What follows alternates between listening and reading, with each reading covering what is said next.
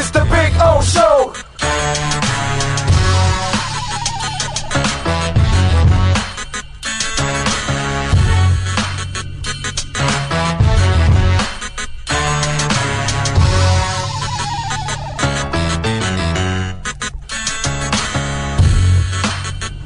This is the Big O Show.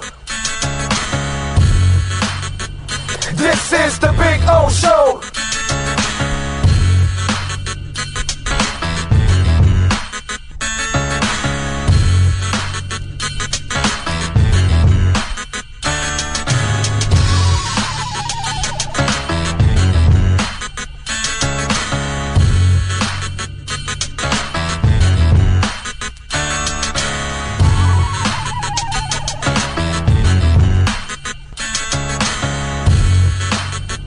This is the Big O Show.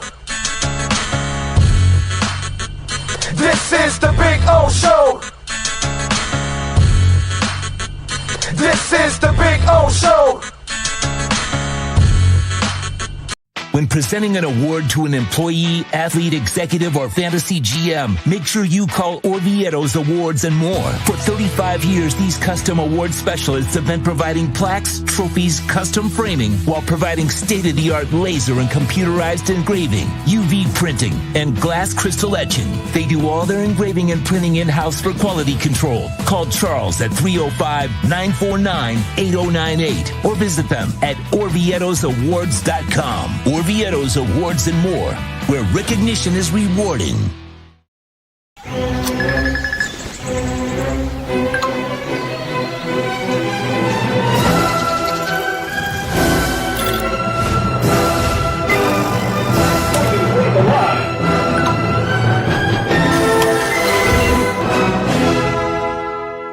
Set the rhythm of your smart home with Sloman Shield Link, the new integrated smart home platform that automates your life just the way you want it. Sloman Shield Link. Be the maestro of your own home. Come on in to Toyota of Hollywood, where curiosity and extraordinary deals await you. Your golden ticket buys a 2025 Corolla, not $26,000, $17,988. And we've got sweet deals with 0% financing for 72 months, 0 down. Enter our world of wonder, and we'll show you why we're the #1 volume Toyota dealer. Toyota of Hollywood on 441 between Hollywood Boulevard and Sheridan Street. Open till midnight.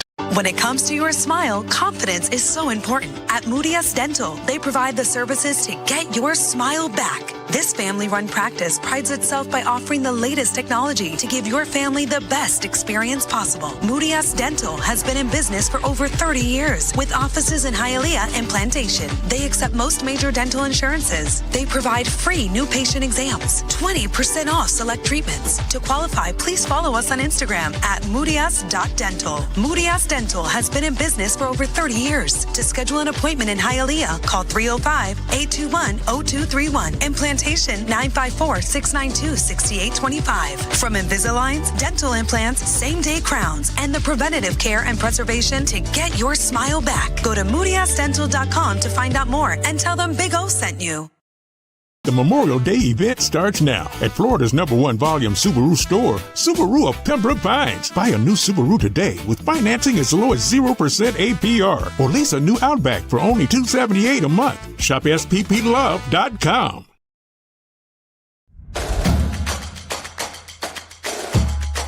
Welcome to Caneswear.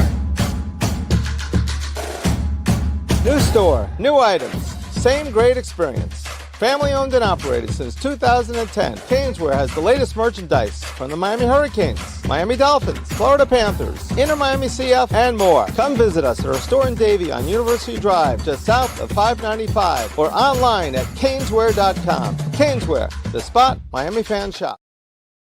If you're looking to take your home or business to the next level, then RM Contractors can assist you. RM specializes in new residential turnkey, new commercial turnkey, home and office remodeling. Call them for free estimates. Serving all of South Florida, licensed and insured. Call Ray, 305-345-3649. You work hard to create the perfect atmosphere. You dream it, we'll build it. RM Contractors, 305-345-3649. Or Instagram at RMC Fisher Island.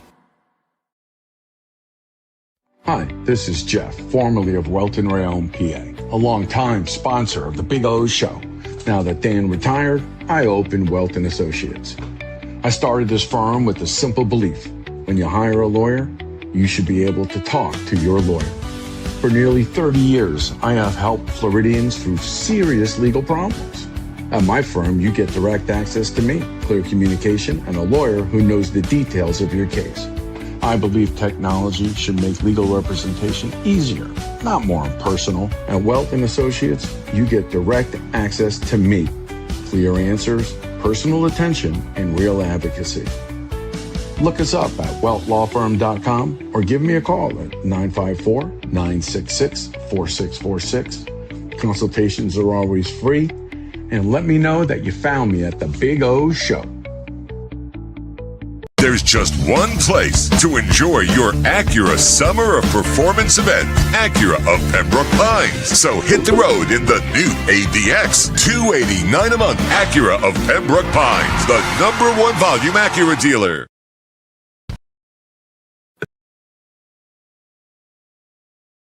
If you're looking to take your home or business to the next level, then RM Contractors can assist you.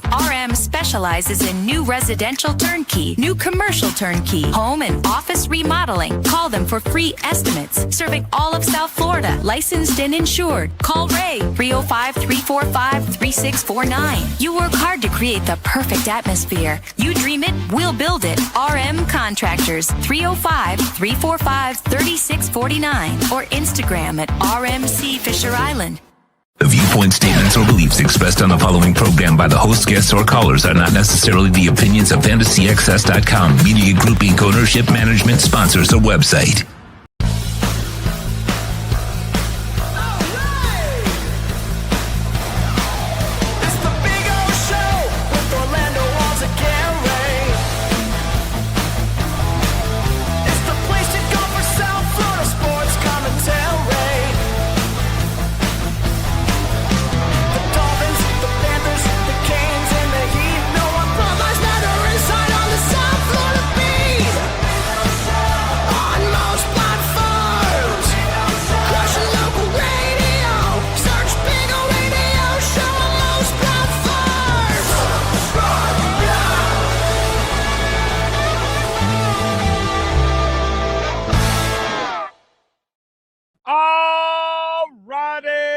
Welcome aboard. Time to rock and roll, baby. On a beautiful Tuesday, July 14th, 2026. I hope you all are doing well and hanging in there. Hope life is good. We got a little pump going on, right? I think the markets are pumping a little bit. The Dow is up 117 points. Inflation went down a little bit here. Shocker. We'll see if it sticks. S&P is up 16 points, so it's good. The NASDAQ is barely down, not a big deal. SpaceX is up to $141. It'll go down. Not worried about that. And as for Bitcoin, it's pumping a little bit, not a big deal. I think we're up to like 63 something. Let me see where we're at. 63.5. Not a big deal. So a little bit of pump going on this morning, which is good news, I guess. And we got some sports talk going on. We got David Furones. He's going to join us. We'll talk a little Dolphins with him. We're getting closer and closer, man. It's the 14th. So we're at the end of the month starts the Canes, and I think the Dolphins start. It's the 21st, the rookies report. So we're a week away from the rookies reporting, and we're 2 weeks away from veterans reporting on the 28th. So 28th for the vets, the 31st for the Canes, and we're close to really talking about some substance and get this thing going, man. I cannot wait, okay? Because this has been the off season of hell. I have to admit, this has been the off season from hell. So hopefully, and maybe next year, the Heat will make the playoffs and maybe last a round, maybe two. I don't know. We'll see.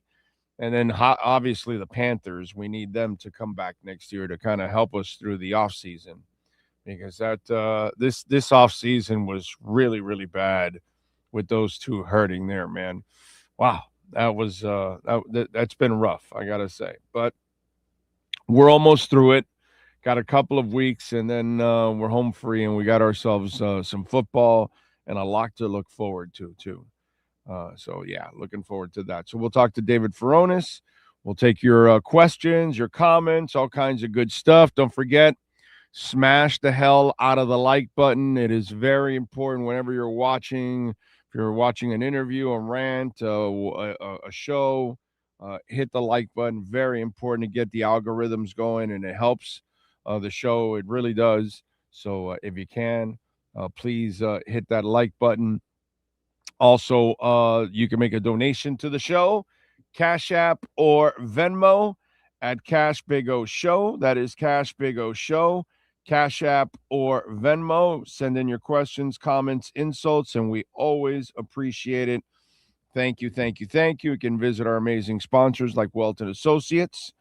Of course, if you need lawyers that you can trust, Jeff Welt is there for you. Been at it for well over 20 years. They're at 4000 Hollywood Boulevard. They've been there for a while. Personal injury, property insurance claims, bankruptcy. They can help you out, especially now that we're in hurricane season. And it doesn't even have to be a hurricane, as you know. It could be just some squall that comes in with a bunch of rain, and it causes flooding and leaks or whatever. So make sure you keep that number, 954-966-4646. Keep it there on your cell phone. Save it there. You never know when you'll need it. All right? And don't forget, use our code BIGO10 at Caneswear, online or in person. And you can save yourself 10%. Let's get to our 3A Graphics Sports Calendar. And last night, the Miami Heat lost to the Cavs in the Summer League, 90-73. Trey Donaldson, former Cane, had 22. Ryan Conwell, the second-round pick, did not play.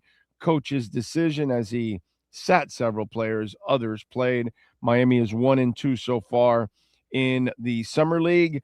Thursday, they're back in action to take on the Raptors. That'll be at 9 o'clock. Today, World Cup action. We got semifinals. Spain, baby. Yes. My boys taking on France. And Spain is plus 220 on the money line. France plus 140. So France, obviously, the favorites. They should be the favorites. Tomorrow will be the other semifinal game. And it'll be England taking on Argentina. England right now stands at plus 165. Argentina plus 210 on the money line. Home run derby last night.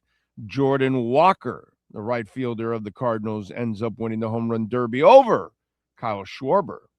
And tonight at 8 o'clock, they'll have the All-Star game. Dylan Cease should be taking on Christopher Sanchez. Those are the expected starters at Citizen Bank Ballpark in Philly.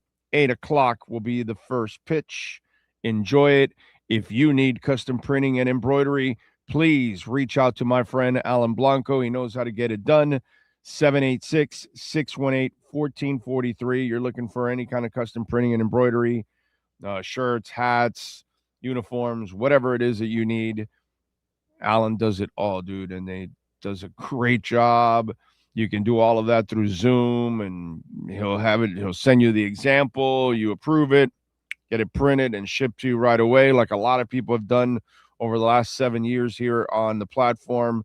So reach out to Alan Blanco, 786-618-1443. All right. And of course, hit that like button. Very important that you hit that like button. I see Oscar Rojas there. He's smashing it. Thank you, sir. The Jaybird is in the house. Got to give you a call, Jay. Should be an incredible game. Yes. Let's hope so. My boys can play defense, but we'll see if they can match the offense of France. France's offense is better than ours. That's for sure. True Fin Fan is in. He says the Cal Ripken Jr. Invitational in Pigeon Forge, Tennessee. Son won best player of the game day on both games. Nice job. Way to go. Way to go. Congratulations, True Fin fan. Should be proud, my brother. Nice. Big Johnson, welcome aboard. Thank you, sir. Christian Dye, morning to you, sir. Cosa, yes, sir. Rosendo, NorCal Inn. Big O shark sighting and encounters are significantly more prevalent in warm waters and in Florida than via Google Gemini. This is really warmer waters for sharks than colder waters. Well, that doesn't go with what I've been taught over the history. I don't know about these AI things because, it's humans that are putting the information into the AI. So I wonder sometimes about these AIs, but okay. Big O, you never finished the French girl story. Did you score that night? Oh, well, it's, you kind of like leave things out. You know what I'm saying? You don't have to go all the way with the whole story. You know what I'm saying? The idea of the story was that it was the first and only time that I, went out with a girl that had hair under her arms. That was kind of the gist of the story. It wasn't about anything else. You know what I'm saying? It was just about, kissing and telling is not really the idea here, sir. The idea was to tell you a young man's experience at 18 years old seeing a woman with hair under her arms. That was just not something that I was used to, even aware of. Because I have to admit, at 18 years old, I was not aware of it. I wasn't even thinking about it. It's just something, I can't say I was worldly enough at that time when I was in Paris at that moment. So, yeah, so the story wasn't about me scoring or what. The story was about going out and meeting a woman for the first time that had hair under her arm. And I was like, whoa, wait a minute. They do that here. And then, by the way, what I did not finish in that story is that I spent the rest of Europe looking at women and see if whoever, does she have hair also? After that, I was aware of it. And so it was just one of those things that I was looking for, like, what's going on here? That kind of stuff. So, yes. After that experience. Yeah. Let's see. Rosendo says, Happy Bastille Day. Today marks the celebrated France's national holiday to commemorate the 1789 storming of the Bastille, a pivotal moment that sparked the French Revolution. Okay. Skylar Tipton is in the house. He says it's hot in Chicago. It's hot all over pretty much, bro. Unless you're living closer to the pole or something. Yeah, it's going to be pretty much hot everywhere you're at, man. Pretty bad. Unless I think it's just the levels of humidity. I think we all get heat, but it's also the levels of humidity. So it depends on how close you are to waters and things like that. That'll make the heat a little worse. Because here in South Florida, it's like you'll feel like you're taking another shower because you're just surrounded by water. And so it's just so humid and damp here. You know what I'm saying? Yeah, that's that to me. Like when I go out west and I get dry heat, I'd rather have the dry heat than have the humidity. And neither one is good. Neither one is fun, but I'd rather have dry heat. The only thing I need when I go out west is my chapstick.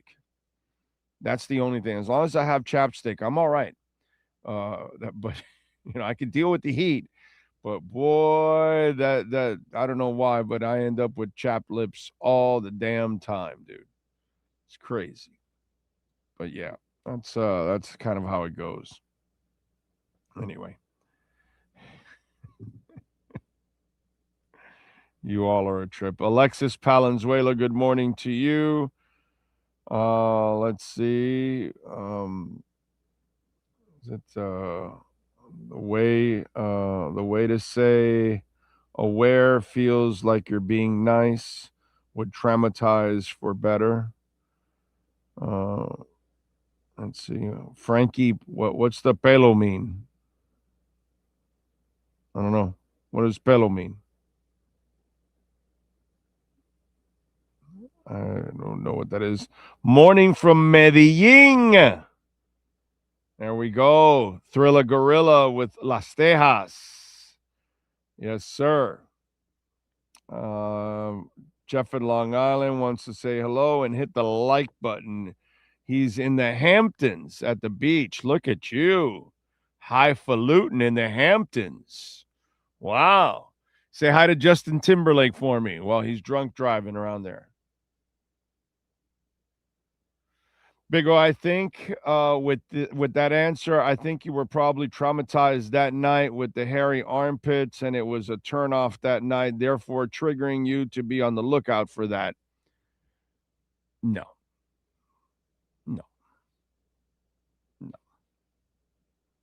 You compartmentalize in life is what you do. In life, you compartmentalize. Always. No matter what's going on. That's why I guess I got into this business, because I can do a show under any circumstances. And I've been in every kind of circumstance in the world with all kinds of chaos around me, and I continue to do my show. So, I compartmentalize. I'm very good at that. Very good at separating one from the other and then getting the job done. You know what I'm saying? That's kind of the idea. That's life. Life, you got to overcome obstacles. And when there are obstacles, you must overcome them. And that's what you've got to do, my friend. That's what you've got to understand. By the way, 63,799 for Bitcoin. See if we start going to 64, 65, get me to 70, get back to 80. Let's do 100. That's what I'm talking about. One of the deals on the title today, it says the one thing that you don't want to happen with the Heat. And I got to tell you, there aren't a lot of stories today to talk about. I'll be brutally honest, like I always am. But one story that did catch my eye is the Russell Westbrook story, that I find it kind of funny. But again, I'm in another place than some of you out there when it comes to the Heat, because some people are kind of accepting of this. I kind of laugh at this one.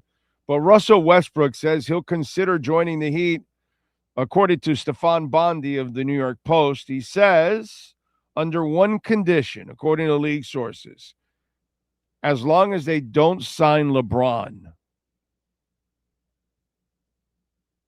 Because, of course, he's not a LeBron fan, doesn't enjoy. James and Westbrook were teammates for a season in Los Angeles, but the pair did not have any success during the latter brief and disappointing stint with the Lakers. In their lone full season together in 21 and 22, the Lakers went 33 and 49, missed the playoffs. LA went on to trade Westbrook to the Utah Jazz during that season. Probably thought that LeBron said, yo, get this guy out of here. Maybe that's the case. But here's where I agree with LeBron. I don't want to see Russell Westbrook here. I think it's a fucking joke to sign Russell Westbrook, to add that bricklayer here to this team. You already have two 2-point players. Why the hell would you add a third? Look, I get it. Riley is stuck in the 90s and he continues to, bog Spo down with 90s type thinking, and he refuses to adjust to what's going on nowadays. It is what it is. I can't change it. Neither can you. But I sure as hell can hope not to have Russell Westbrook on this team. I mean, you're already putting together a team that, yeah, you'll be better than a play-in team. But come on, man. This team isn't going to make much of an impact. This is me now praying for LeBron to come here now. Even though I still think he's going to go to Cleveland. And if he had a brain that, like, if he really wants to win, you go to Philly, bro. You go to Philly, because with that team and your IQ and handling the ball, and you got all those options with you, shit, dude. Philly is the best one. Even with Embiid in and out of the lineup, they'll win a shit ton of games with those other three dudes around LeBron. Are you kidding me? That kid and those two studs, LeBron will have a field day with Philadelphia. They can give New York a run for their money. We'll be headed for a New York-Philly Eastern Conference final, which will be pretty cool, pretty impressive. But now I'm afraid that if we don't get LeBron, we might be stuck with Russell Westbrook. And I don't think we're going to get LeBron. Oh, my God. Seriously. Russell Westbrook, come on, dude. This isn't 10 years ago where maybe you wanted to take that chance and still whatever. I really don't understand that one. When I saw that story, I found it funny. This guy's going to be 38 in November. I didn't want him really 10 years ago, to be quite honest, but I understood it. Now I don't understand it at all. I'm just not a fan of this whole mess that they're trying to put together. I just wish they would have tanked, like you all know, and they would have done things the right way. Cash App or Venmo at Cash Big O Show. That is Cash Big O Show. Cash App or Venmo. The amazing Ho Yoon. Thank you, sir. You are a stud. Gentlemen, thank you. Appreciate your amazing support and generosity. Thank you, my friend. Cash App or Venmo at Cash Big O Show. That is Cash Big O Show. Cash App or Venmo. Let's see what else. Big O, it's Willie from Colombia. All right, what's up, Willie? How come? Why'd you change your thing? Why'd you go to Thriller Gorilla now? What's the story behind it now? Let's see. Was the hairy French girl a rock fan? We didn't really. We were in a club. We were in a disco. So we were dancing. There was more dance music at that time, at that moment. Music wasn't really the subject, Frankie. So I'm not sure about her history of music. We had, we were kind of like her broken English and my very, limited French. Yeah, that was kind of an issue. You know what I'm saying? And so that was one of those things. So it was more a connection of physicality than it was necessarily intellectual. It was hard to communicate back and forth. You know what I'm saying? So you had to communicate in a way of dancing and creating that mood that way. Well, that was the issue. Dude, I'm 18 years old. This is the 80s. I wasn't worldly, that's for sure. I can tell you that for a fact. And I was just a young guy out on the streets hunting.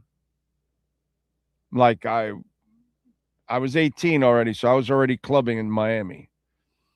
So it's the same thing that I was doing at Mystique's, at Backstreets, at Casanova's, Strawberries, whatever it was.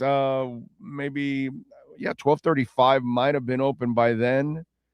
Yeah, maybe. Some like they might have been open. Something like that. Club Ovo, I don't know, stuff like that. So yeah, all that kind of stuff that I was doing at that age. So same thing. That's all. It's just Paris.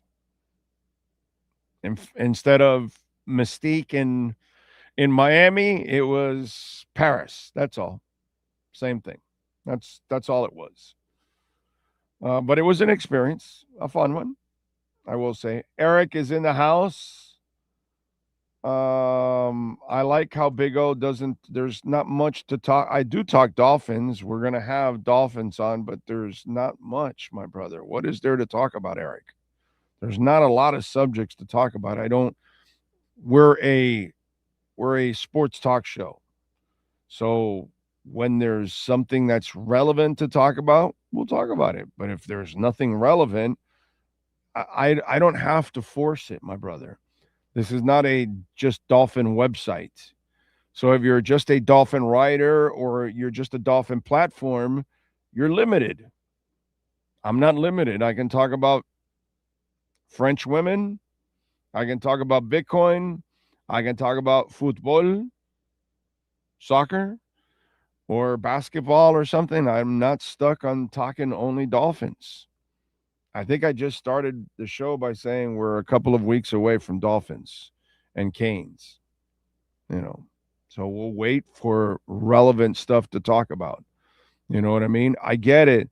There's a lot of Neanderthal bullshit out there that you guys just gravitate to stuff to just talk Dolphins when there's nothing to talk about. Yeah, that's not what we do here on the show. We're not limited. So anyway, what else out there? Good morning, Eric. Well, Oscar, the Russell Westbrook stuff is crazy. Yeah, Klay Thompson, my God. It's just, this is not a good situation. It's just not. I get it, dude. People will try to spin it early on and all that kind of stuff because they got nothing else to do. I'm not a spin doctor. That's not what I do. I'll tell you if I like something or if I don't like something. Period. End of story. That's all. And if I don't like it, it's going to have to convince me to like it. And that's it. But I'm not the guy that's going to just leave everything, paint a pretty picture and wait till it actually gets ugly. No, I'll tell you if it's ugly already from the get-go. Yeah, most people are afraid to do that. They're afraid to tell you, even though deep down inside they know it's ugly, they're afraid to kind of tell you that. Heard on local news that LeBron James has bought a membership to a local golf course in Northeast Ohio. James is going to be a Cavalier again. Yeah. I mean, that doesn't really matter because you have an off season, so he could be using it in the off season. But Kosa, where in the hell does it make sense to pick Miami over Cleveland? That's the question. If you want to be a little Miami homer, okay, then I understand why you have no objectivity. But if we're going to be objective, and if you're LeBron James and you're going, where am I going to play and win more? Clearly, Cleveland and Philadelphia over Miami. That's not even a debate. That's not a discussion. Miami is not a better place than Philadelphia or Cleveland for LeBron. If you want to win, they have the talent for him to win. Miami does not have the talent for him to win at all here. At all. Not even close. So what are we talking about? That's the question. And if he's really thinking that, then Miami is not even in the equation.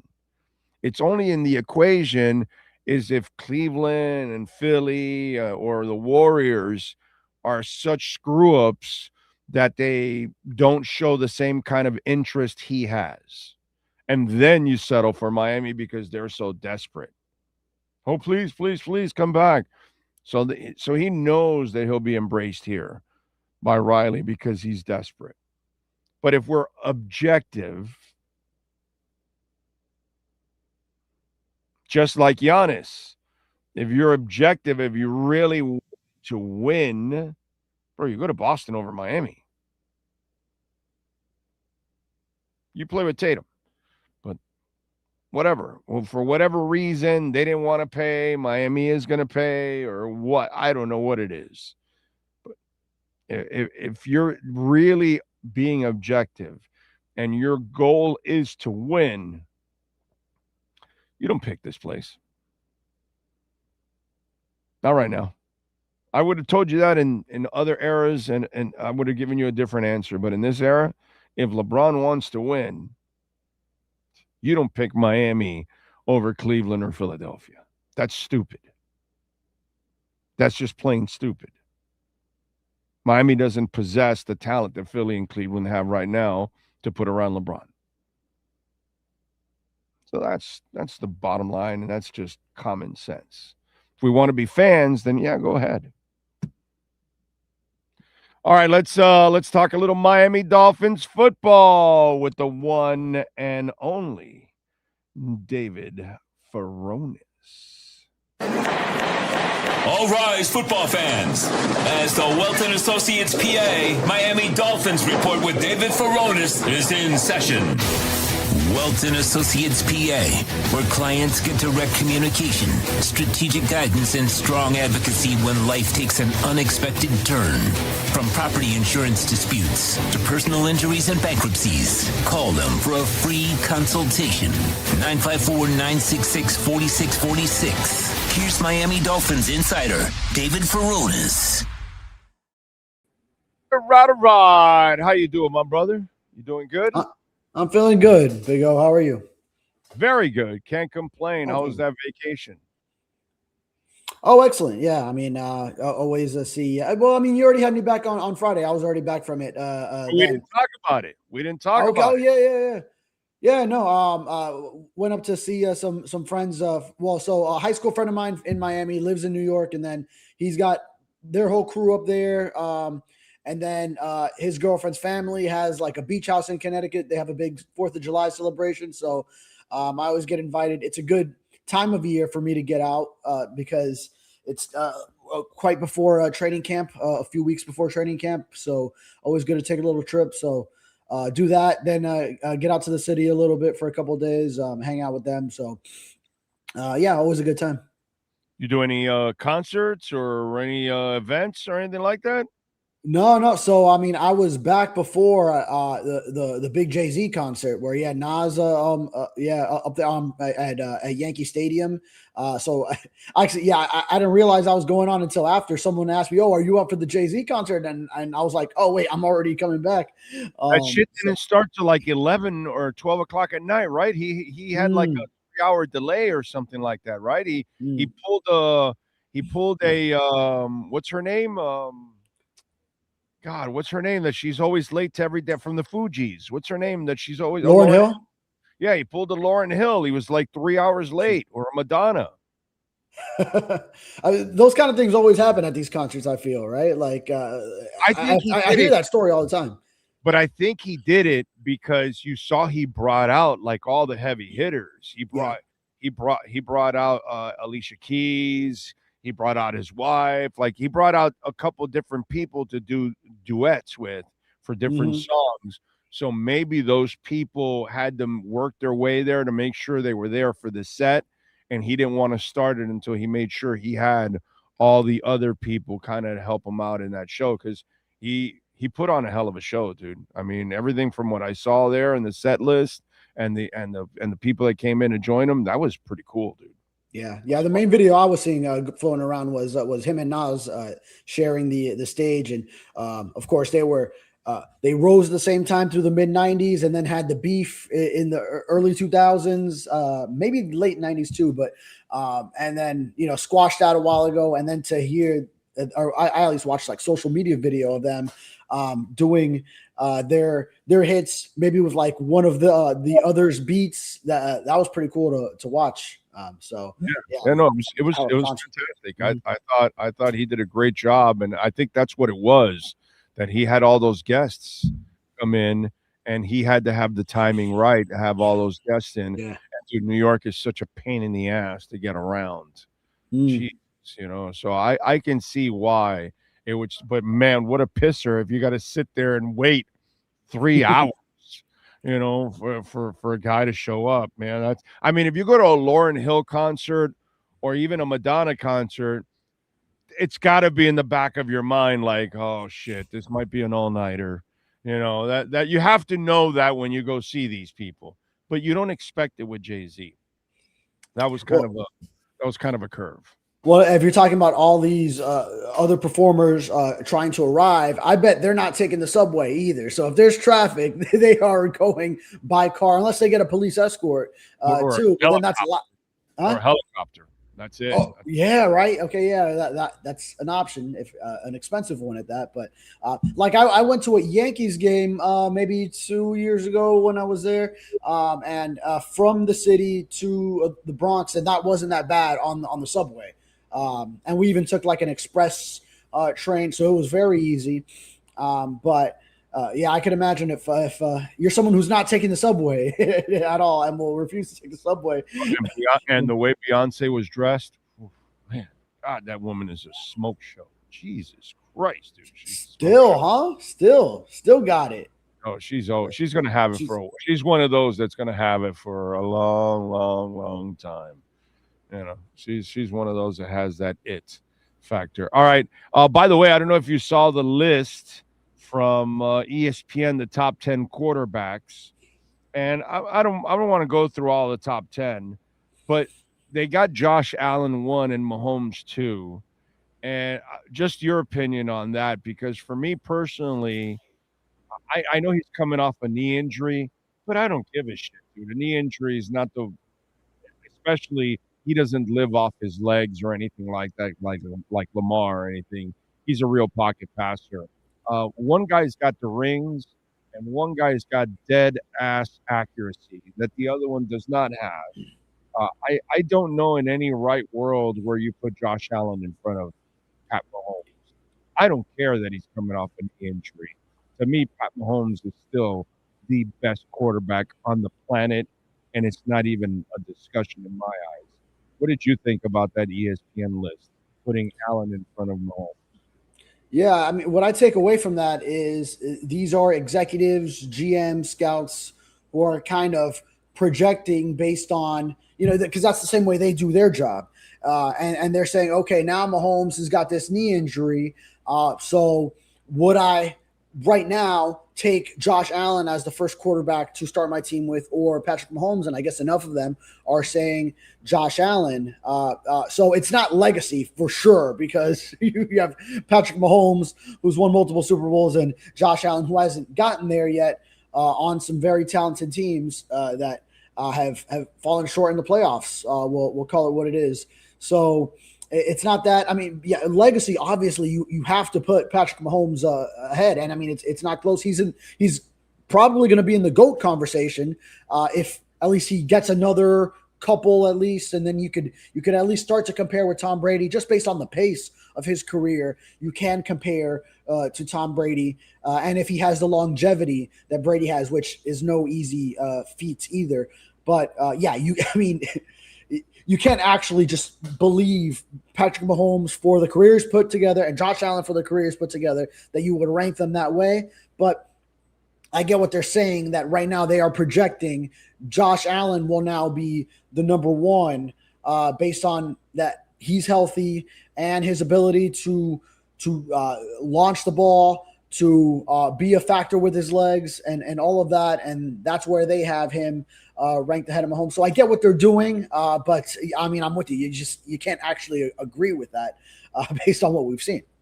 Yeah, I just there's no way until Mahomes cannot play anymore. He's my guy. I'm still now. The question is, what do you do after that? Is it Stafford? Is it Burrow, Jackson, Prescott, Herbert, May, Goff, Williams? I like I would put Burrow if he's healthy. When he's healthy, I think actually I would take Burrow over Allen personally for me because he's a much better passer. He is just dead accurate like Mahomes, but you can't take him because Allen is always much more healthier than Burrow. But if Burrow is healthy, he's as good as anybody, dude. He's as good as anybody, man. God. If healthy, yes.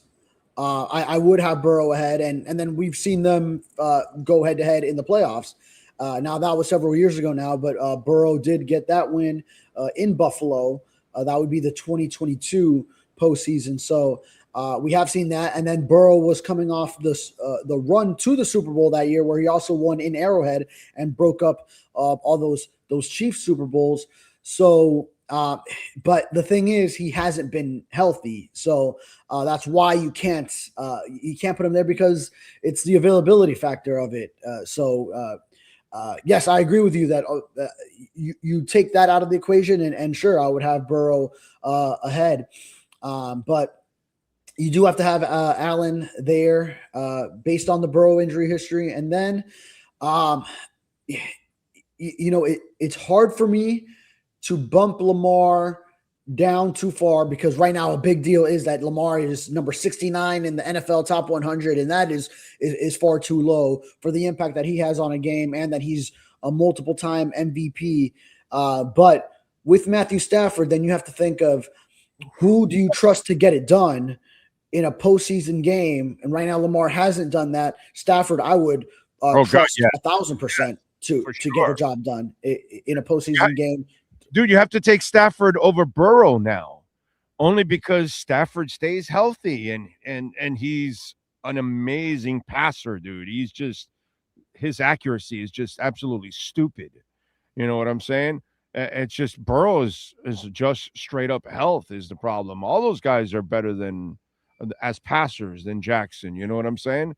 But that mix after those guys is such an interesting conversation, with those cats. But I love Joe Burrow. If he can stay healthy, he's as good as anybody out there, dude. That's just the big if, but yeah, no, absolutely. That's it. That's his really only issue there. All right, let's talk a little Dolphins, obviously, and Jacob Rodriguez is a guy I am looking forward to seeing on the field myself. I think he adds an element that the linebackers don't have, which is range. This guy can cover better than the two starters that you have right now. So how do you handle Jacob Rodriguez considering your two studs that you have right now? Yeah, well, I think you give him a legit shot to start on this team. Now, the position that he puts into conflict is Tyrell Dodson's Mike role. Obviously, we know Jordan Brooks is going to be secure at the will linebacker role, and Jacob Rodriguez is a guy who you bring in to be the future leader of this defense, to be the green dot communicator who takes the call, communicates it, relays it to the rest of the defense, because he could be that kind of on-field leader. Flag bearer was a word that the Dolphins personnel department constantly threw out when they drafted him, and in the days before. He's not a liability in coverage like Dotson is, dude. Let's be honest. No, let's just be honest.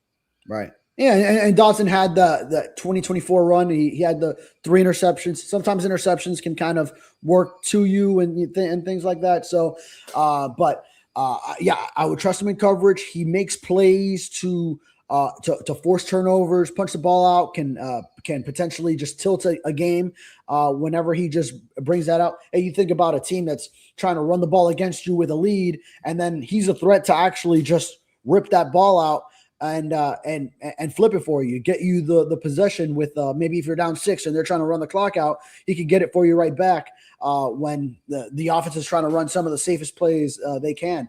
So you give him a legitimate shot, but you still have to, at the start, believe Brooks and Dodson are Brooks obviously, but Dodson is the leader in the clubhouse for that Mike linebacker role. But you give him a shot, and then if Rodriguez is seriously giving him a run for his money, now, I mean, you kind of have to start to think about what you're going to do with Dodson, because if he's not a surefire starter, then do you either shake him down, or I don't know if you would go to the extent of a release to save money, but because now you have like some linebackers like Willie Gay can elevate into that starting Sam role if you do roll out 3. You can go with 3 if it's Brooks, Dodson, and Rodriguez. There's some combinations, but if you're doing your traditional 4-3, maybe Willie Gay is at Sam, like a big nickel.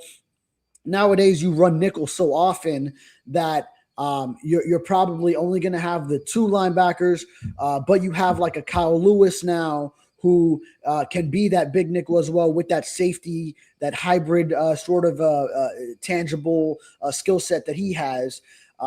Plus, you drafted the kid Trey Moore in the 4th round as well. So you have some depth at linebacker. That he can play the edge. He can play off-ball linebacker. So, Dotson just becomes a little bit expendable if these rookies develop quickly. So that's the only thing you got to watch out for with him. But hey, when we talked to him about it during OTAs, it might have been minicamp. I think it was minicamp. Then he was like, "Hey, I've been built on competition." That he was in some linebacker rooms with the Bills that were just absolutely loaded, and he always came through and had a roster spot, whether he wasn't starting all the time over there, would come off the bench, someone was injured, if it's a Matt Milano or someone, and then he comes in, but that he's been built on competition, so he's up for that challenge and understands what it is. And what I love is they know that this is a passing league. And in this draft, they made sure they get linebackers that can cover. And Kyle Lewis is a guy that's going to play a lot on passing downs. You're going to see Kyle Lewis out there a ton on passing downs. And I expect Jacob Rodriguez also to be a huge help there, on passing downs. And then Trey Moore obviously is brought in to help out the pass rush and help them, in that area. They really use this draft to complement a lot of the things that they needed on this team. Like, we didn't have a blocking tight end, and they went and got a guy that is maybe the best blocking tight end in the draft. So I thought that was, all the things that they did made a lot of sense. I hope it works out. I hope it turns into, everything that their vision, turns into exactly what they needed, and it becomes reality. But that's what I thought when I saw the Jacob Rodriguez and the Kyle Lewis picks. That I said, wow, this is something that this defense needed badly, because they cannot cover, man. Now they've got some guys that can stay out there on long distance downs or on 3rd and 4th passing downs. They're going to have those guys out there. That's going to be a lot of fun. All right, so who's the guy from Greer's last draft class that needs to be the difference maker on the team this year? Okay. There's so many ways that you could go with this one, but I'm going to go with the safety, Dante Trader. I expect him to have a big season. I think he could be that top safety back there for the Dolphins. Kind of can work through a combination of, he learned from Minkah Fitzpatrick last year, not saying he's going to be a Minkah Fitzpatrick, but to acquire that knowledge that a veteran like that who has been at a Pro Bowl, All-Pro level can impart on him as a rookie. Got a lot of playing time that year, and then had to go through it with like the play that he missed in the open field against the Chargers late when he was out there. And he's just built, he's wired right mentally. I see him being sort of a leader on the back end. He's a guy that has those leadership traits and a strong communicator back there. So he could be your quarterback of the secondary. Like we talked about the green dot player at linebacker. He could be that type of player back there for your secondary. So I really like what he can do in a safety group that, I mean, you kind of need him. He's probably going to be that top guy back there. So I like him, but you could also go to the D-line. Hey, obviously Kenneth Grant, you want to see more in year 2. And I think this scheme will fit him well. Jordan Phillips already started a bunch of games, 15 last year, and he could play the nose and is just super strong, especially his lower half to get that push inside on the interior of the defensive line. And Jason Marshall Jr. will have a chance to start on the boundary. So there's a lot of ways you can go in this. I mean, Jonas Savaianaya, of course, he needs to be solid as he goes over to where he's comfortable. But for the sake of this, I mean, I want to highlight Dante Trader there. And I like your pick of Trader, dude. You know why? They ain't got shit in the secondary. They need him. They desperately need Dante Trader to come through and be a player because. Outside of Chris Johnson, there's just not a lot of guys to look at and say, okay, there's several defensive tackles. Even though Grant, there are several plus sealers already established. You know what I mean? I no doubt that Grant has to step up, and no doubt that Savaianaya has to step up and all that. But there are at least other players at those positions. At least with Savaianaya, there's still 4 other guys on the line that are, they look like, okay, maybe you might be all right. But man, in that secondary, that cupboard is bare, dude. That's a bad secondary. And if Dante Trader isn't a player, boy, it's going to be a really bad secondary. You know what I mean? The secondary and the pass rush are the 2 things that I worry about the most. On this That's a tough combination to have to worry about. Yeah, because, and if there is no pass rush, oh my God, that makes your secondary even worse. Because even if you have cover guys, if you don't have a pass rush, your cover guys can't stay with people forever either. So they're going to give up plays whether you like it or not. Now, if you don't have guys in the back and you don't have guys to rush, oh shit. Now you're in for a lot of trouble in a passing league. So you need something to come up to flourish. So I think there's a shot that it could be Dante Trader on the back end with, hey, I mean, you got some prospects at corner with Chris Johnson now as a first-round pick. Juju Brents, you can still sort of bring out everything that made him such a big prospect with his length, the way he can cover on the boundary. He showed it in a flash last year over a couple of games, and then he got hurt.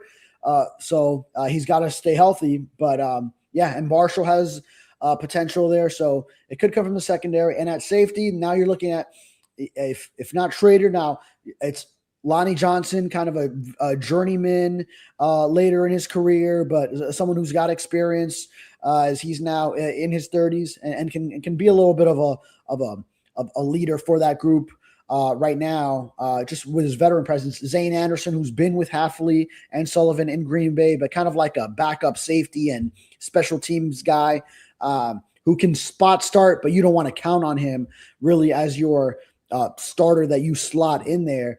And then there's a prospect of the guys one you drafted and then one who's undrafted, Michael Taff out of Texas. He's going to need some time. He's still, he was a walk-on in college. I think he still has to develop his body a little bit, honestly, because he looks like a college player when you see him. So he still has to develop himself into an NFL body, as he was always a little bit behind in that area, being a college walk-on. And then the guy they took undrafted from Indiana, Lewis Moore, who was an All-American. He's someone who can play, made plays in OTAs, had an interception. I think it was a pick 6, if I'm not mistaken. It was several months ago, but some guys, some potential, but still that's a group where, you need Trader to really step up and be that guy. And I think he's got the right approach. Yeah, NorCal puts Big O. Everything you just said is why I say the Finns over 4.5 wins, and that's when he's responding to the stuff I was talking about with the linebackers. But see, that's where I go against what NorCal says. This is why I go under 4.5 because I worry about the pass rush and I worry about the secondary, and it's a passing league. So it's just going to be this. I don't want to rush anything here. I don't want to put a lot of expectations. They tore this thing all the way down. It's hard to expect people to produce a lot when you don't have a lot of money to compete and your team is so young, at this point. All right, well, give me the prediction. Spain, France, England, Argentina. Ooh, okay. So I know it's tough to pick against France, but I'm gonna go España, and I mean all these are basically the number 1 seeds. This is the final 4 of all 1 seeds. So it's really the elite of the elite that are in these semifinals. But FIFA made sure, by the way, FIFA made sure. The elite of the elite, we're gonna get there. Yeah. So some VAR rulings that worked in certain teams' favors. And the way the bracket just worked out too. Argentina has had such an easy path that they still needed a lot of help in these matches. It looked like an easy path, but the African teams were up for it, dude. Oh yeah. Absolutely. The African nations have passed up North America. So North America has not made any ground while we've watched all the African nations grow and become better soccer nations. Meanwhile, Mexico, U.S., and Canada, same shit. But you know what? All 3 of them, Canada, United States, Mexico, did get to the round of 16. That's all they can get to. That's yeah. But I mean, that's their history, dude. That's their history. Yeah, but that's where Africa got to as well, right? And no African nation got to. No, Bubba. Morocco's been in the final 8 2 years. Oh, sorry. Morocco. Yeah. Morocco's been in the final 8 2 times in a row, and Morocco's elite. We did not play anywhere near Cape Verde's level. Mexico, not the U.S., not Canada, never played like Cape Verde. Yeah. Never played like those kind of clubs. They played way better. They played better competition, and they played at a much higher level than we. They took them to the brink. We didn't. Cape Verde did not do what, U.S. didn't do anything like that. So yeah, no.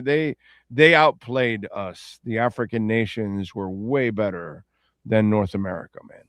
Yeah. Sorry, I consider Morocco like established at this point, so I was thinking more like the upstart African nations in this World Cup. But my predictions, I'll go Spain just because I was there last November covering the Dolphins. Even though it's tough to pick against France, and I will say England defeats Argentina. I think the Messi run ends here. Eventually, Argentina you look at it like they can't keep getting away with this, like the Breaking Bad meme, Walter with Jesse and Walter White. They can't keep getting away with this. They've had 2 games where they weren't. The hand of God revenge finally happens tomorrow. Okay. Yeah. So I'll go Spain and England. Yeah, to play New York, and then that means France and Argentina and Miami. England hasn't had revenge on Argentina and Maradona from the hand of God in the 80s. So this is their chance. There's your story. Yeah, this is it right here. This is their chance to hand it back to Argentina for the hand of God. All right, follow him on Twitter at David Furones _. What do you got going on in the Sun Sentinel? We have our Countdown to Camp series going on for these 2 weeks before then training camp begins within that week that follows. So I got it started with on Monday. What are some realistic expectations for the Dolphins in the first year under Sullivan and Hafley? Tomorrow I have coming out, will evaluating Malik Willis be a challenge given this roster? So those are the topics. And then also Perk had one of our Countdown to Camp files go up this morning. What impact will top picks of past few years have on the 2026 season? So make sure to go ahead and check out those storylines as we get you refreshed and restarted in the weeks leading up to training camp for the Miami Dolphins. And Jeff Welt and Associates, proud sponsors of our program for 7 years now. And, of course, of this segment, personal injury. If you deal with car accidents, truck accidents, motorcycle accidents, slip and falls, dog bites, wrongful death claims, call Welt and Associates. Property insurance claims from hurricane damage, roof damage, water intrusion. Save this number because you never know when you'll need it. I hope you never need it, but if you do, Jeff Welt is there for you. The consultation's free. 954-966-4646. Bankruptcy, Chapter 7, 11, 13. They do it all. Please reach out. 954-966-4646. We will see you on Friday, my friend. Appreciate you as always. Thank you, sir. Likewise, sir. Thank you. This has been another session of Welt and Associates PA, Miami Dolphins Report with David Furones, the law firm that knows your name and your case. Welt and Associates PA. Get personal attention from a firm that treats you like a person, not a file. We're proud to serve individual families and businesses with a commitment to treating every client with respect while providing aggressive representation you deserve. Call them for a free consultation. 954-966-4646. Welt and Associates PA. All right. Thank you all out there as always. Don't forget our friends at R&M Contractors, Ray and Mike. And Ray, thank you, sir, for the love on Venmo. Appreciate you. Sends in a little love on Venmo. And he puts, happy Tuesday accumulating. Yes, sir.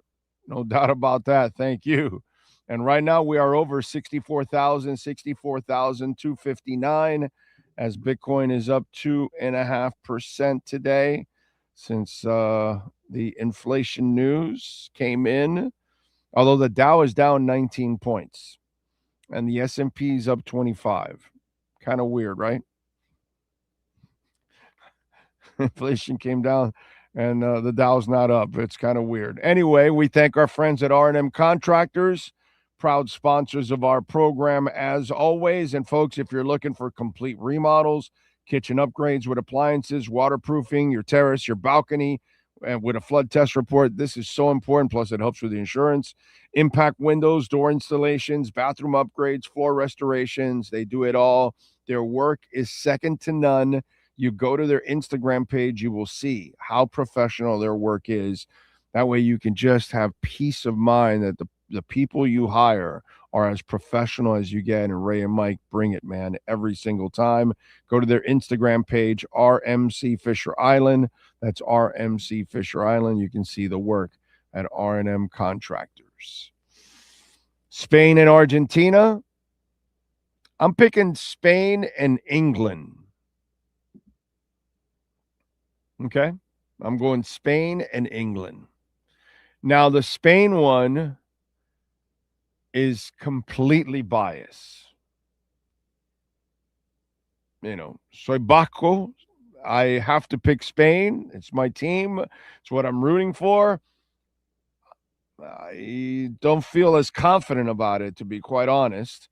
I love Spain's defense, but France's offense is absolutely phenomenal.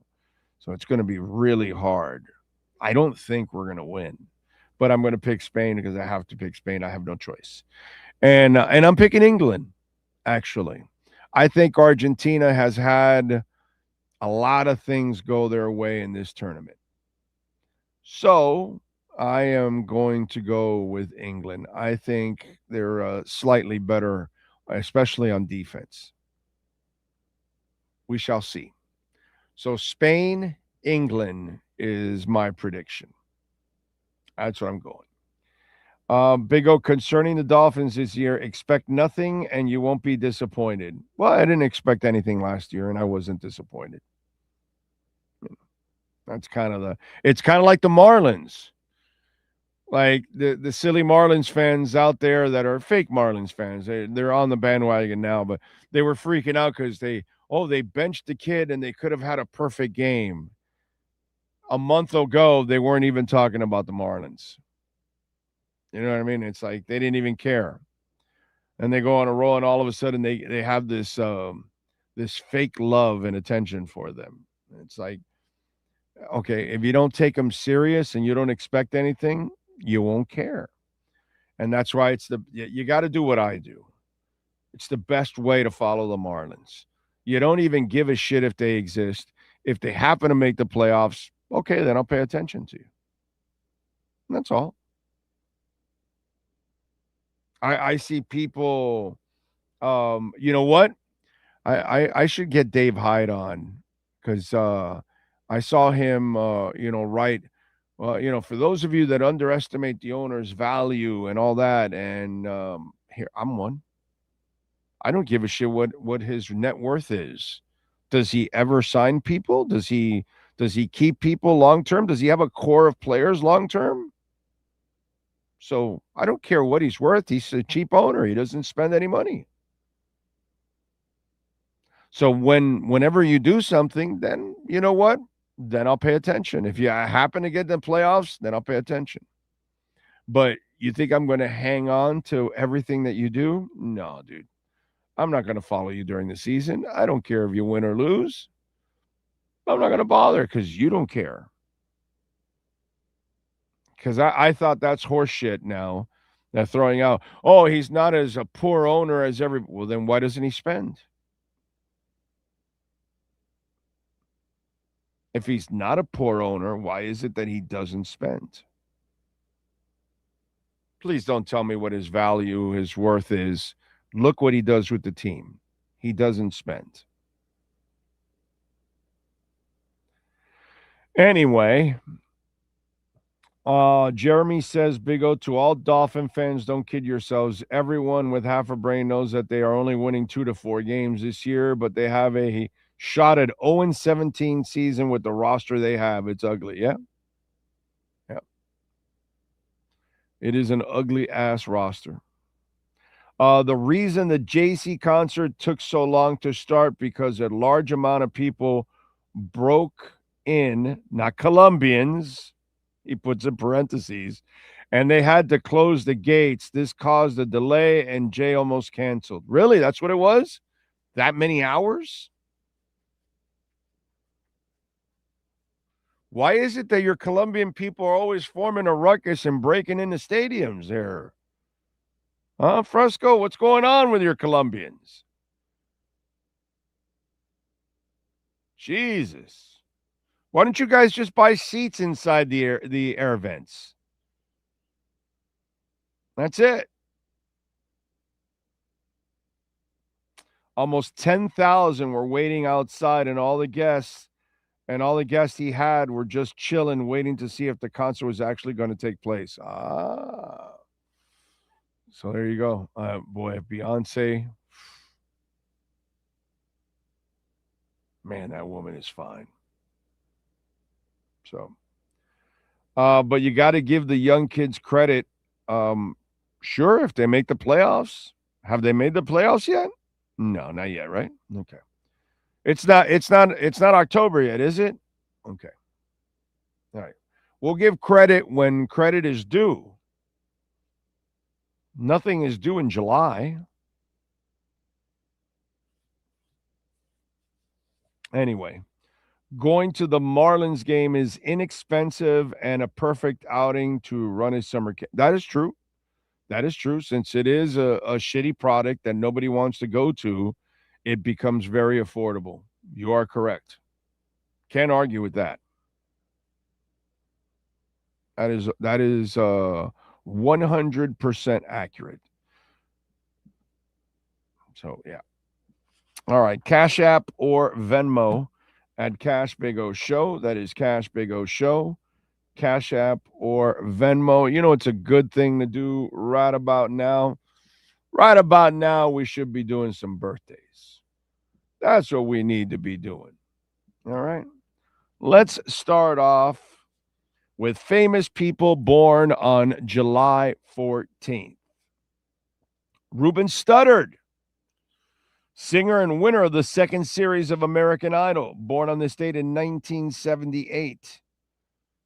Taboo, The American rapper, singer, songwriter, actor, DJ, and comic book writer, best known as a member of Black Eyed Peas, born in 75. Nick McCabe from The Verve, born in 71. Ellen Reed, keyboardist with the Canadian band Crash Test Dummies, born in 66. Bob Birch, session bassist, worked with the Doobie Brothers, Bryan Adams, Lionel Richie, George Michael, Eric Clapton, B.B. King, Phil Collins, Keith Emerson, Barry Manilow, and Elton John. Kind of talented, kind of gifted. Rest in peace. Birch died in 2012. Let's move on to Chris Cross, English musician, best known as the bass guitarist for the new wave band Ultravox. Give me a little Vienna, baby. Born in 1952. Bob Cassell, keyboardist with the new wave band Devo. See the hat back there? Dougie Fresh gave us that hat. Haven't seen Dougie Fresh in forever on the chat board. He has disappeared from the show. Andy Newmark, drummer with Sly and the Family Stone, born 1950. Tommy Mottola, Sony music executive, pretty much a legend in the business, born in 1948. He managed acts like Hall & Oates and Carly Simon, was married to Mariah Carey for a short time. Let's see, what else?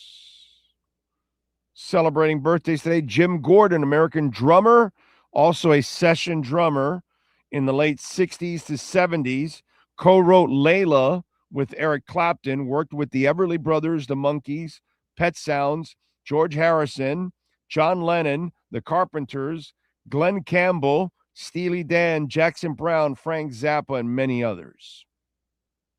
Born in 1945. He died in 2023. Really tough. He was diagnosed with schizophrenia. Gordon was sentenced to prison in 1984 for the murder of his mother. He died in prison in 2023 at the age of 77. Lowman Pauling, guitarist with the Mamas and the Papas, born in 1926. Guess he was just a musician because he wasn't one of the four. And that is it for musicians. Now let's move over to other famous people born on this date. Remember, if I don't give you an age, that means, unfortunately, they have passed away. Cartoonist William Hanna. A lot of entertainment. Bless that man. Born in 1910. Thank you, sir, for all the entertainment. Gerald Ford. Look out, he fell again. The 38th president. Born in 1913. Actor Harry Dean Stanton. Born in 1926. I remember that line from The Big Short. So how was your morning? Good. Okay. I've been here for 6 hours. I had a workout. I ate lunch. And I played poker with Harry Dean Stanton. Anyway, TV news commentator John Chancellor, born in 1927. Former NFL player and actor Rosie Greer, born in 1932. Rosie's still with us. He's 94, dude. Bless that man. Let's see who else. Film producer Joel Silver, born in 52. He's 74. Actress Jane Lynch, born in 60. She's 66. Actor Matthew Fox, born in 66. He's 60. Let's see who else here. Musician Jamie Johnson, born in 75, 51. Princess Victoria of Sweden, born in 77. She's 49. Dancer Petta Mugatroyd, born in 86. She's 40. I'm sure I butchered that poor woman's name. Let's see. Musician Dan Reynolds from Imagine Dragons, born in 87. He's 39. Fraud and MMA fighter Conor McGregor, an all-around asshole, born in 88. He's 38. Actress Darby Camp, born in 2007. She's 19. And those are famous people born on July 14th. Now we move over to music history. Because you're all wondering what the hell happened today in music history on July 14th. Well, the Stones in 1964 went to number one in the UK charts with their cover of Bobby Womack's It's All Over Now. In 69, Bob Dylan with the band made a surprise appearance at the Mississippi River Rock Festival. In 77, Elvis Costello and the Attractions made their live debut supporting Wayne County and the Electric Chairs at the Peasants' Winter Garden in Cornwall, England. In 79, Donna Summer, scored her third U.S. number one single with Bad Girls. The album of the same name also started a 5-week run at number one. In 81, the Go-Go's released their debut album, Beauty and the Beat. The album went on to peak at number one on the U.S. charts and remained there for 6 consecutive weeks. The album sold in excess of 3 million copies and reached triple platinum status, making it one of the most successful debut albums ever. And it features Our Lips Are Sealed and We Got the Beat. This Town, for me, is still a great song, man. Love that song. They always play it because it's one of those, if you're a deep enough Go-Go's fan, you know this, because This Town is not a song that was played on radio a ton. But if you know the Go-Go's, you know This Town. In 88, Michael Jackson gave himself a place in the Guinness Book of World Records for setting a new attendance record when he played the first of 7 nights at Wembley Stadium in London. The shows on his Bad World Tour were attended by a total of 504,000 fans, beating the record previously held by Genesis, who had sold out 4 nights. Michael can sell out as many nights as he feels like it. You talk about just very few people have ever reached his level. In 92, Megadeth released their 5th studio album, Countdown to Extinction. It features Symphony of Destruction. In 98, Monica released her 2nd studio album, The Boy Is Mine, and it features the hit title track. In 99, Destiny's Child released her 2nd studio album, The Writings on the Wall, and it features Bills, Bills, Bills, and Say My Name. Let's see, what else? In 2007, a pair of glasses worn by former Beatle John Lennon sparked a bidding war after being offered for sale online. The circular sunglasses were worn by Lennon during the Beatles' 66 tour of Japan, where the band played some of their last ever live dates. Anonymous rival bidders had pushed the price as high as $850,000 for an online auction house. Wow. In 2013, in Switzerland, 73-year-old Tina Turner married her longtime boyfriend, the record producer Erwin Bach. A few years later, he gave her one of his kidneys when she needed a transplant. The story that I remember from kidney transplants that like wants me to kill you, okay? George Lopez, what a scumbag. His wife gave him one of her kidneys and he left her. Like, that's like, I'm taking it back.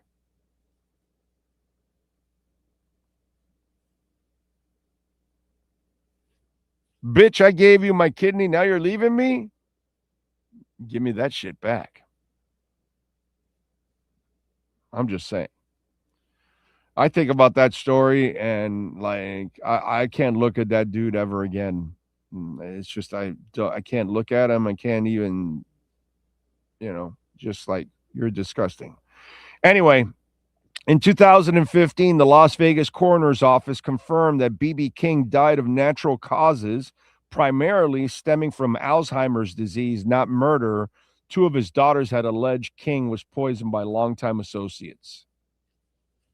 In 2018, Drake broke his own record for most entries on the Hot 100 at once when he placed 27 songs on the tally following the release of his album Scorpion. I thought it was for most bets lost on a day or in a week or in a month or in a year. Let's see if there's any birthdays that weren't on the other list. Oh, who else? Let's see. Country singer Del Reeves, born today in 1932. Jim Gordon, drummer for Derek and the Dominoes. I think I did mention him, didn't I? Yes, I think I did. Let's see. Kyle Gass of Tenacious D is 66. Tanya Donnelly, singer for the Breeders, Throwing Muses, and Belly. Oh, I didn't know that she was also singing with Belly. She is 60. Okay. And that is it. That is what happened today in music history. All right. What do we have here on the chat board? Don't forget Cash App or Venmo at Cash Big O Show. That is Cash Big O Show. Cash App or Venmo. I remember seeing Black Eyed Peas with Ludacris, was disappointed in their performance. Really? You know, I never saw the Black Eyed Peas live, and I love them. Oh, so it's a shame to hear that they weren't good live. I would figure that they would be a pretty good live band, actually. Wow. Okay. That's an interesting one. But yeah, I love the Black Eyed Peas.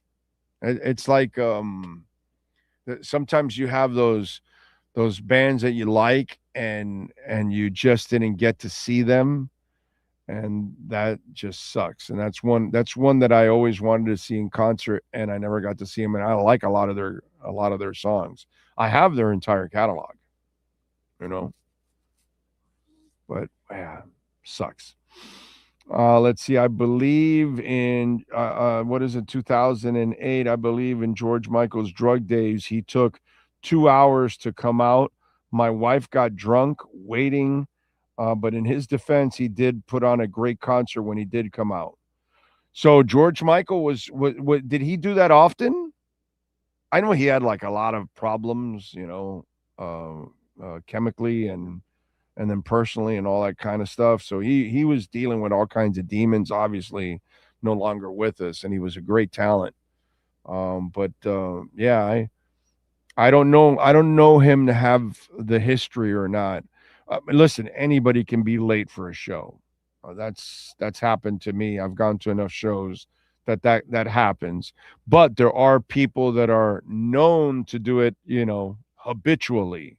That's what I was asking. Was he a guy known for that? Because I'm not sure. I didn't know. Big O, I think France is going to beat our España today. Yeah, so do I. I'm picking Spain because I'm just a homer, and that's it. But it's not like I have a lot of confidence. I don't. I don't have a lot of confidence, unfortunately. Yeah. By the way, the Stray Cats have, since I just did a little music and stuff, Stray Cats did extend their tour. Okay? And they do have, you might want to look it up wherever you live. But if you live in Florida, where I am at, we're not going to get one in South Florida.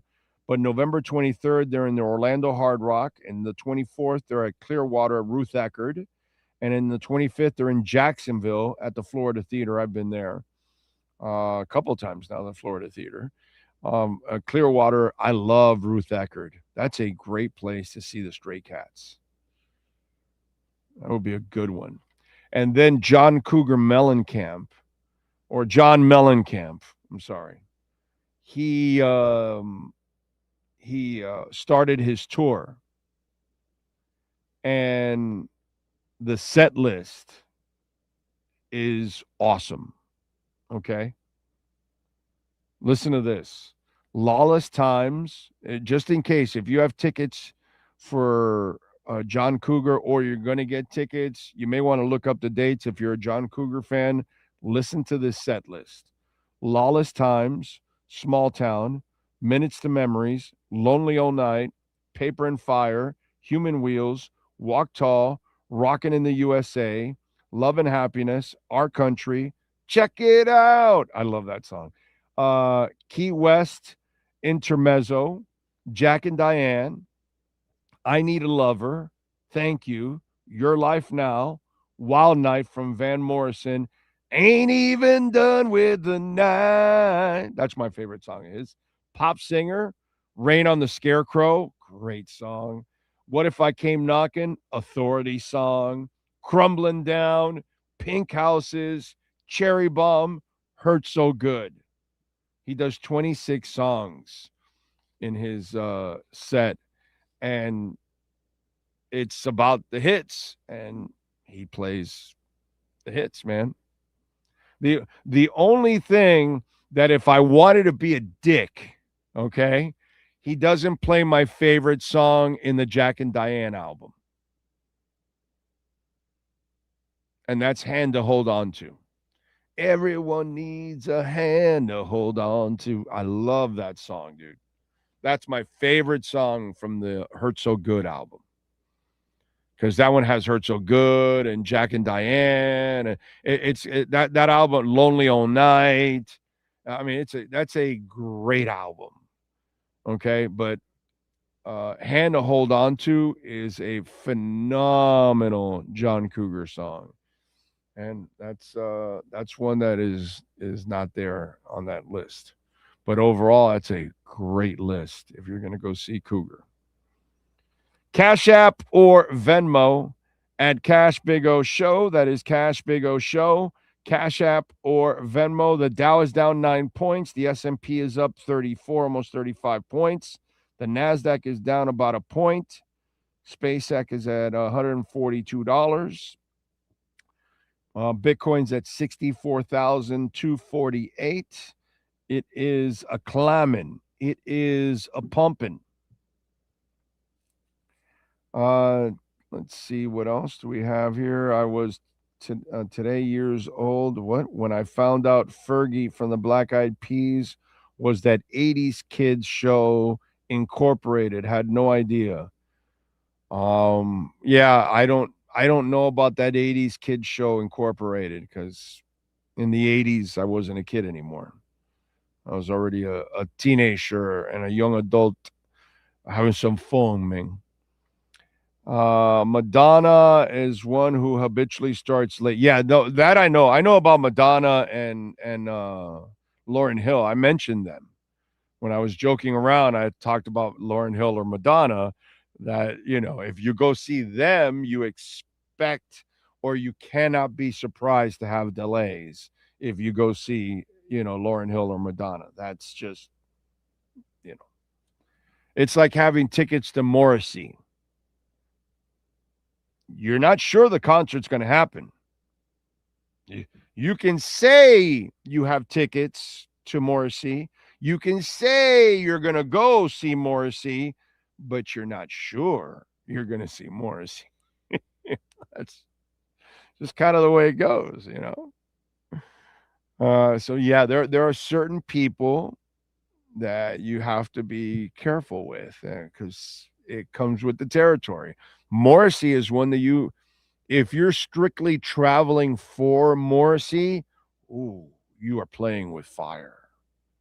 Oh, if he's coming to your town, okay, the show doesn't happen, whatever, it gets canceled, you're at your home. But if you got to travel to go see Morrissey, that's a huge gamble, dude. That's a huge gamble. You better be on vacation and that Morrissey happens to be there, and that's the extra bonus. And then that way, if the show happens, then you got your bonus. But if it doesn't, you got your vacation. You weren't there for that in the first place. So I wouldn't travel for Lauryn Hill. As much as I love Morrissey, I don't think that I'm going to travel somewhere strictly just to see Morrissey because that would be a gamble. That would not be a gamble I want to take. Yeah. With certain artists, there's some things you have to deal with. Big O, do you have a GOAT keyboardist list? Mine includes Keith Emerson, Rick Wakeman, Jordan Rhodes, and Chick Corea. It's a hell of a list right there. I'm trying to think of who am I going to add to that list as a keyboardist. You have my favorite, which is Rick Wakeman. Trying to think of somebody that really belongs on that list. I know you're missing somebody, and I don't know why I'm brain farting right now. I'll think about it now as I'm trying to go through the computer and figure out who belongs there on that list. Because I know there's somebody, and I'm forgetting him right now. Jesus. Manzarek is a good one, actually. That's a very good one. Yeah. Boom Gaspar from Pearl Jam. John Lord. Nice one. There you go, Brett. Thank you. John Lord. That's one that you definitely got to put on that list. Yes, John Lord. Yes, that is one. I love Geddy's keyboarding, but I think Geddy's a better bassist than he is a keyboardist. That's what I would say. That would be my I'm more in love with Geddy's bass playing than his keyboarding. I think his keyboarding is good, but I would not put him there at that level of those guys there. He's probably a notch under those guys. So, yeah. I always like Madonna. I can still listen to Madonna and Like a Virgin, great album. Oh, yeah, no, her music is, she just got a #1 again. You know what?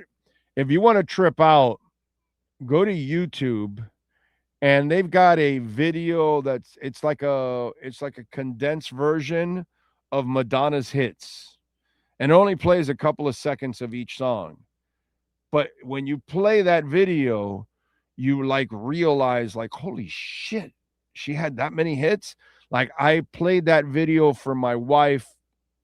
It was probably like a year or two ago, and she had no idea. Like, she didn't realize how many hits Madonna had, because it got to a point where, oh wow, she sung that one too. I didn't know, and that, and songs that she knew, but she didn't realize that it was Madonna. And that happens too with some people, that as her career went on, she got more and more hits, and some hits people don't realize it's even her. The early day stuff, they know it's her, but as she evolved and changed her music with the times, I think people didn't change with the same times with her along the way, and they didn't pick up that it was her. My wife was one of them. And she was like, whoa, I didn't realize that was hers too. And that was hers too. And that kind of stuff. Yeah, she's a beast, dude. Beast. Is she in the Rock and Roll Hall of Fame already? Madonna has to be in the Rock and Roll Hall of Fame, right? I mean, there's no way she's not, right? Let me see. Let's see. Madonna, New York City, da-da-da-da.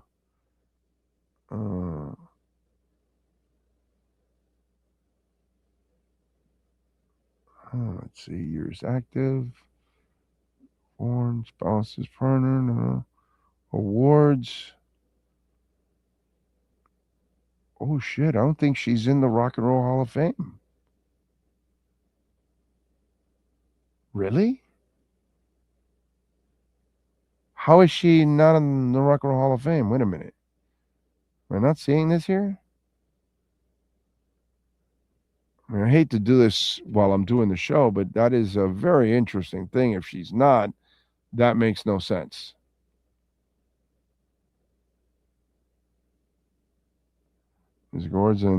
She was inducted into the Rock and Roll Hall of Fame in her first year of eligibility. Yes. MTV. She won 20 MTV Music Awards, 7 Grammys, 2 Golden Globes, and induction into the Rock and Roll Hall of Fame in her first year of eligibility. Okay, there we go. Okay, so she is. All right, that would only make sense. Like if she's not, like, oh, wait a minute. Like I'm trying to read her bio there while I'm doing this at the same time. I'm like, wait a minute, she has to be in there. You know, she has way too many freaking hits, dude. Let's see. Even her Ned album's Confessions of Dance 2 is good. Heard it a couple of yeah, she's awesome, dude. So good stuff. Slater's a good dude. He does a good job breaking stories and stuff like that. So he's a good dude. I work with Slater. Big O does Like a Sturgeon by Weird Al Yankovic count as a Madonna remake song. Oh man, Deep Purple's so good. I hated when they finally inducted Deep Purple because John Lord was dead and his wife had to accept the award. And I hate that. Like, why did we wait so long to induct Deep Purple into the Rock and Roll Hall of Fame? Like, why? What are we doing here? Ridiculous. So ESPN has their top 10 QBs that they put out. Josh Allen is 1, Mahomes is 2, Stafford 3, Burrow 4, Jackson 5, Prescott 6, Herbert 7, May 8, Goff 9, and Caleb Williams is number 10. It's an interesting list. I would have Mahomes number 1. I don't think Josh Allen belongs anywhere ahead of Mahomes in any way, shape, or form. He's never won it. Sorry, and he's not a better passer than Mahomes. I don't care that Mahomes is coming off a knee injury, and I get it. Executive scouts and GMs and everybody, made this list together. They put this list together. Until I see Josh Allen cross that threshold, I can't ever put him in front of Pat. I don't put anybody in front of Pat Mahomes. He's proven it over and over and over again. So for me, Mahomes is a clear number 1. Then you go with Josh Allen. But I got to tell you something. If Matthew Stafford has the same offense, the same coach, and you need to win a game, I'm going with Stafford over Josh Allen.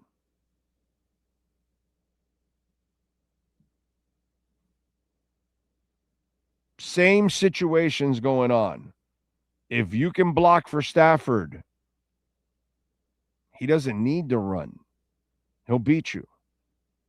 That's what you do with statue quarterbacks. You block for him.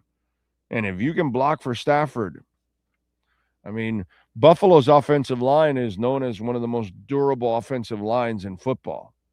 They've rarely missed people over the last couple of years. Josh has been very fortunate that their offensive line has been very healthy most of the time. I think this year is the first time in a couple of years that they had suffered like a setback. But overall, pretty healthy.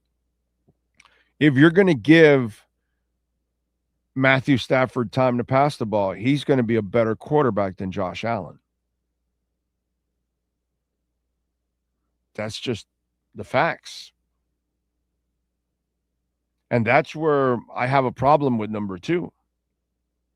And maybe they're doing this because of age, and that's why they're elevating Josh Allen, but he's not a better passer than Matt Stafford. That's the interesting part. Stafford is a better passer than Josh Allen. Always has been, always will be. And if it's one game to win and you have an even team that you can block for the quarterback, if it's a bad offensive line that you need to run, obviously you got to have Josh Allen, not Matt Stafford. But if it's a line that can actually run and block, which that's what Buffalo usually does, yeah, I'm going with Stafford, bro. Better passer. Joe Burrow, better passer than Josh Allen. And Joe Burrow's only knock is health. If Joe Burrow's healthy, he's my number 2. It's Pat Mahomes, then Joe Burrow. But I get it. Joe Burrow falls on the list to number 4 here because he's just never healthy. He misses more games than Tua. And that's a lot of games. When you miss more games than Tua, then yeah, that's bad. But he's better than all those guys and Tua. When he is healthy, he is an absolute baller. That's the only thing that when I see this list, I kind of view things a little different. I don't view Josh Allen as the passer that Mahomes, Stafford, and Burrow are. So what are we talking about? Do I need am I in a situation where I don't have a good team and I need a quarterback that can use his legs? Okay, so then I got to elevate Josh Allen to a certain extent. But if I have a really good team that can actually block, I'm taking all those guys over Josh Allen. They're all better passers. They're all more consistent. And Josh Allen, as great as he is, and he still will allow some passes to go awry. He still has issues with it at times. That's my 2 cents on that. All right, Cash App or Venmo at Cash Big O Show. That is Cash Big O Show. Cash App or Venmo. Big O, I saw John Mellencamp at the Broward Center for the Performing Arts, I believe in 2017. I was there. I was there for that show. I was there. It was an excellent show. Definitely. Rock likes Mahomes too. Lenny says Stafford over Allen every day and twice on Sundays, Monday nights and Thursday nights. Me too. Better passer. If you're going to block for Stafford, I'll take him over Josh Allen every day of the week. Every day of the week, bro. For sure.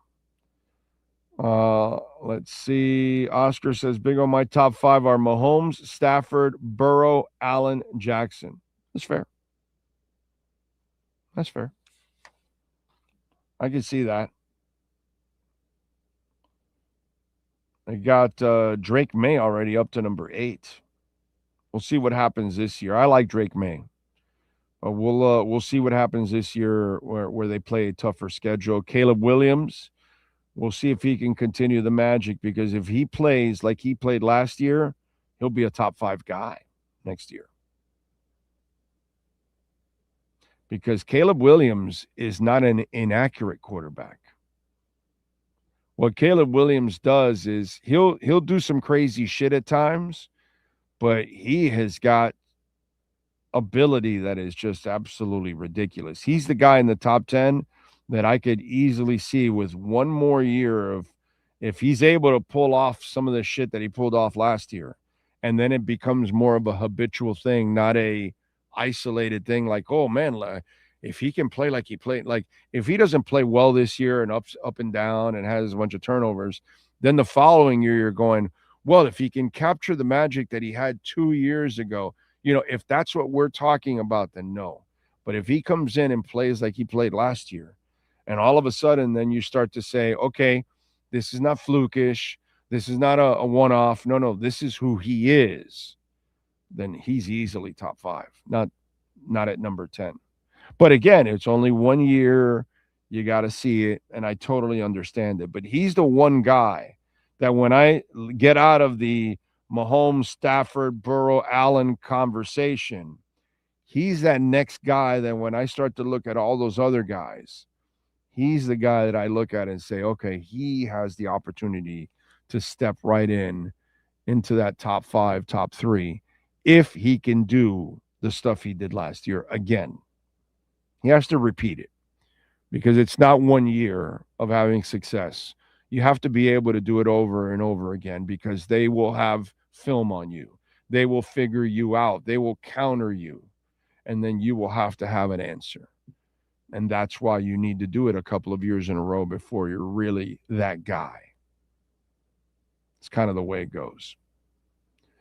Big O, do you realize that your 2 cents worth is worth at least 3 cents in today's markets? There you go. It's going up like Bitcoin. Just wish Riley and company would have taken some of my advice here over the years. We would have been way better off as an organization. Ugh, Jesus. What's gone on there is just absolutely nuts. We're at 64,755. Now we're working our way to 65,000. How about that? Interesting. And yet the market now goes lower. Now it's down 69 points. The S&P is up 27. That's kind of weird. It's odd. Now, remember this, kiddies.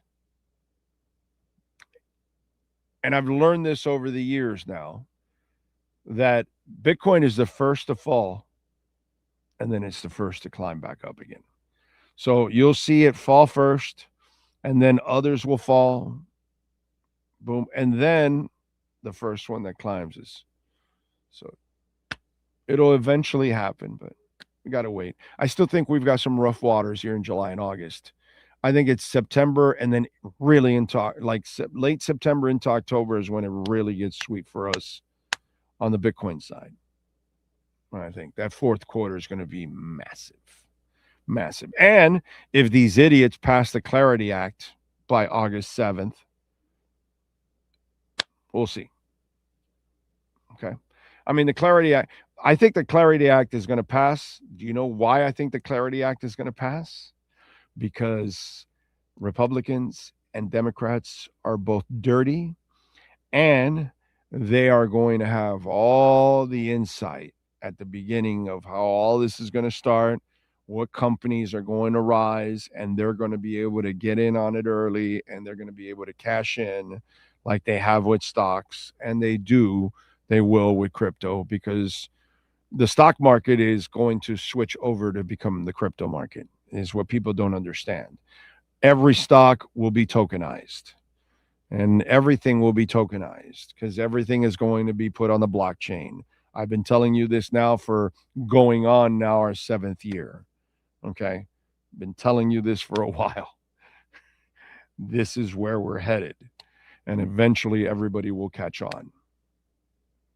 So we shall see. Let's see. Agree. Williams touchdown pass he made in the playoffs against the Rams was crazy. Yeah. It's Caleb has got some sick ability, and he's got accuracy. He's an athlete, but he's also a pure passer too at the same time. The problem with Caleb at times is that he doesn't settle himself, and then that's when he'll get in trouble. Because he's got such crazy ass ability, he'll try things that most guys cannot even try, cannot even do, they can't even dream about it. That's the kind of ability that kid has. But he's got an arm that is accurate. And that's where, for me, listen, if you follow my history and you watch the show enough or listen to it, you know that accuracy is the thing that I cherish the most. I don't care if you can throw it 100 miles an hour, or you can throw it out of the stadium, or you can throw it from one end zone to the other. Do you know where the ball is going? The guy that doesn't know where the ball is going all the time, that's not the guy I want to trust. But the guy that knows where the ball is going all the time, that's the guy I can trust. And I don't measure it by how fast it gets there. If it gets there faster, that's great. But I need it to be there on time and accurate. And some quarterbacks just cannot do that on a consistent basis. This kid, Caleb Williams, has that. Last year, he started to put more of it together, and we'll see if he continues to grow in that direction, because he's super impressive as a physical talent.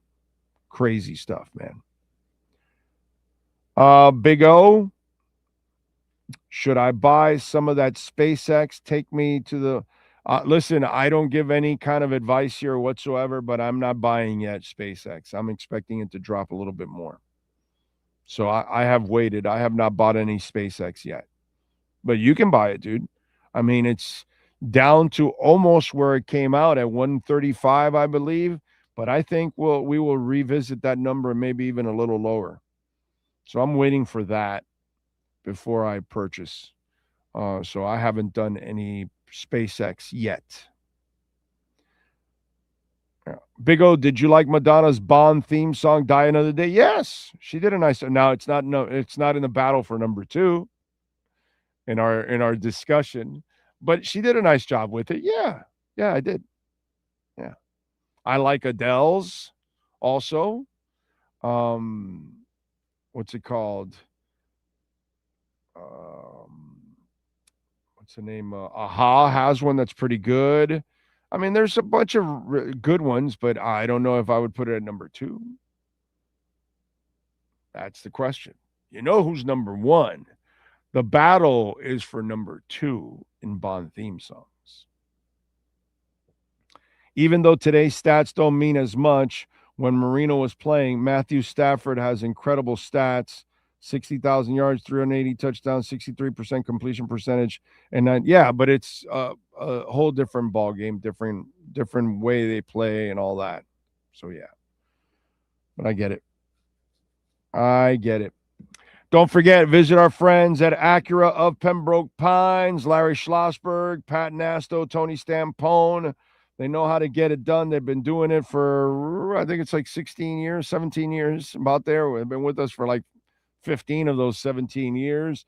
The summer performance sales event is going on right now. The Integra, $239 a month, 2.9% financing for 60 months. The RDX that my wife drives every day, $419 a month. The MDX, I don't know how they do this, but it's only $489 a month for that spaceship. That thing is awesome. It is one of the best SUVs on the planet. You want to put your wife, your loved one, in a car that you're going to feel really good about, go get the MDX right now at Acura Pembroke Pines. 15601 Pines Boulevard, just off of I-75 in Pines. And tell them that Big O sent you. They will take care of you there at Craig Zinn's Acura of Pembroke Pines. And don't forget, you can always make a donation to the show, Cash App or Venmo at Cash Big O Show. That is Cash Big O Show. Cash App or Venmo, and we appreciate all of you out there as always. All right, folks, we are out of here. Thank you to all out there for tuning in. We shall see you tomorrow from Subaru of Pembroke Pines. Same time, same place, same bat channel.